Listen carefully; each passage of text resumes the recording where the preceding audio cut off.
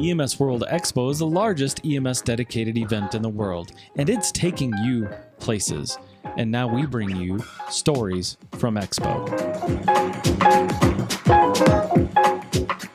Hello, everybody, and welcome to the EMS Garage and the EMS World podcast, known as Stories from Expo. Coming to you from EMS Expo, Start that again. Hello, everybody, and welcome to the EMS Garage and Stories from Expo. Coming to you from EMS World Expo 2019 in lovely New Orleans. I'm Chris Montera, your host. I'm joined by Sean and Kevin, this way. And they're here to talk about Stand and Deliver. Yes. So what is that? There was a movie, right? It was a movie, okay. And actually, Sean didn't even tell me it was a movie until the other day. Yeah, we think that's where Hillary got the name from. You should watch it. So the last couple of years, we've been coming to Expo for several years, and we've kind of become very close with this group of speakers that are frequently here. But we aren't all always going to be here. And every year when we're reviewing speakers, we see great titles, great topics. We don't know who these individuals are. So it's really hard to look at who are the up-and-coming speakers. And Sean and I were talking last year, and he was looking for a way to really stay involved as his career grows and kind of move from speaking to mentoring speakers. Cool. And he really pitched this kind of new idea, and let him explain it. Yeah, so I think it's a great idea that we came up with, Kevin and I, with the help of Hillary. And the whole idea is to capture all of these speakers that are out there that may not have an opportunity to speak on a national base. Well, a lot of people that run paramedic or EMT training programs around the country, they speak at local or state conferences, and they haven't really broken through to the national scene because we have a need for more speakers. We want more diversity, both geographic diversity, age diversity, experience diversity, people earlier in their career, later in their career, and this is a way to attract and gather those new speakers. So what we do is we have 15 slots, and people come, they apply, they give a 15-minute presentation, so very bite-sized, and they do it in front of a panel of judges and a small audience. And then after, we ask some questions, and then we give immediate feedback. And it's not meant to be critical or destructive. It's meant to be very constructive.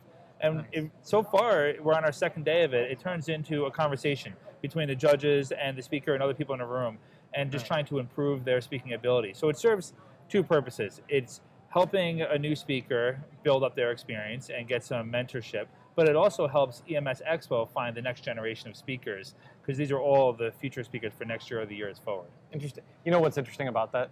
It's like America's Got Talent, right? Or something like that. But one thing that I noticed after doing podcasts and listening to myself a lot, which is annoying to listen to yourself, but you start to learn to not say and all the really bad habits you can develop very easily. So do you guys get feedback on that too? Because how many ums have you heard in the past 10 days, 2 days? A few, and you're going to hear some. Right. And what we've found is we know that tomorrow these speakers are going to be better because we can sit there and go, Sean, here's 7 things you're doing really well. I really like this enthusiasm, the cadence, the tone. What I personally found distracting were these 2 little pieces. Nice. And when you work on those, that's going to align with the rest of this. And we're able to make it very personal and touch them in a positive way so they feel empowered to be better. And at the end of it, we're also giving everyone who competes in Stand and Deliver a book, the Presentation Zen. So they're walking away with a book so that they can continue to be better.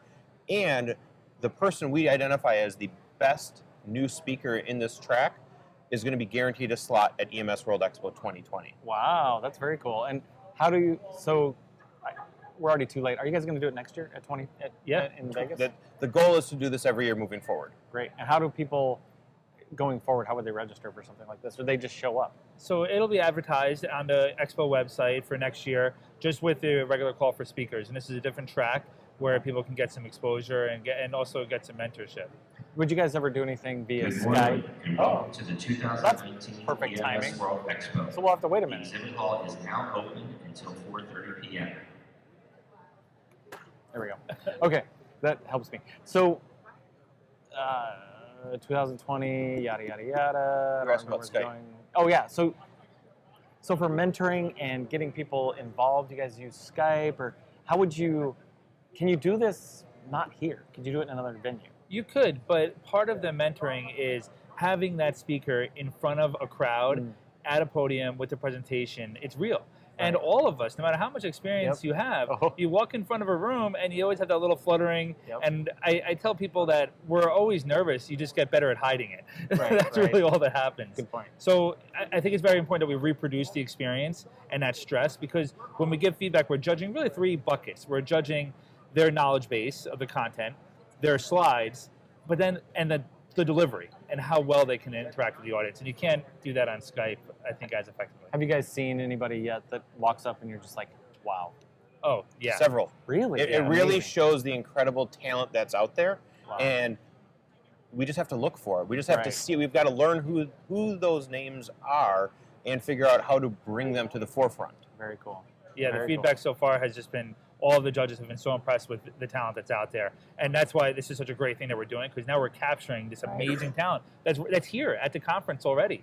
So, and these are all people that I think we're going to be future speakers on the main track. Oh, that's so awesome. Well, thank you guys. How can people find more information about you, Sean? On the EMS Expo website, you can find my bio. Email you. Oh, yeah. And you maybe. Yeah. Oh, yeah. Should That'll be here, but okay. Yeah, and you can email me and reach out about this or other questions. Yeah. Cool. All right. Thanks, Sean. How about you, Kevin? Best way to get a hold of me is either on Twitter at KT Collopy or on LinkedIn /in KT Collopy.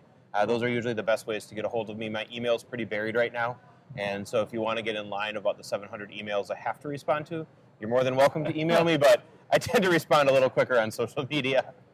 That's funny. Well, thank you, gents. Thank you guys for taking that opportunity to find this new talent for the next generation, because you're right, we're not all going to be around a long time. And you look at people like Baxter and other people that have been around this circuit forever, and they're getting ready to retire, or they are retired, and so we do need that next generation. And I applaud you guys for thinking of that and doing it. I think it's very cool, and hopefully it becomes a thing. So I think that's pretty awesome. Come by, check it out, be a judge. No. Thank you all for watching. I'm Chris Montera here at the EMS World Expo 2019 and the EMS Garage podcast, Stories from Expo. Look for more great content on this channel.